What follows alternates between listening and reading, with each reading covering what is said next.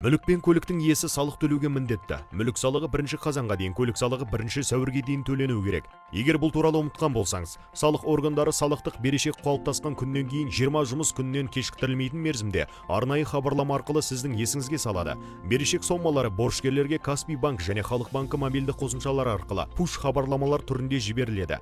Хабарлама алғаннан кейін 30 күннің ішінде салықтық берешегіңізді төлемесеңіз, жеке сот орындаушыларына салық бойынша берешекті өндіріп алу үшін салықтық бұйрық жолданады. Бұл жағдайда борышкердің мүлкін қолдануға тыйым салу, бұғаттау және борышкер өз мүлкін пайдалану мен қолдану құқығынан шектеу шаралары қолданылады. Борышкерлерге шетелге шығуға шектеу қойылады. Бұл ретте жеке сот орындаушының жұмысы үшін төлем борышкердің есебінен төленетініне назар аударамыз. Ол берешек сомасының 3-тен 25-ке дейінгі пайызын құрайды. Берешек туралы мәліметтерді е-салық азамат мобильді қосымшасында egov.kz сайтында, сондай-ақ екінші деңгейдегі банктердің қосымшасында көруге болады. Ақшаңыз бен уақытыңызды үнемдеп салықтарды уақытында төлеңіз.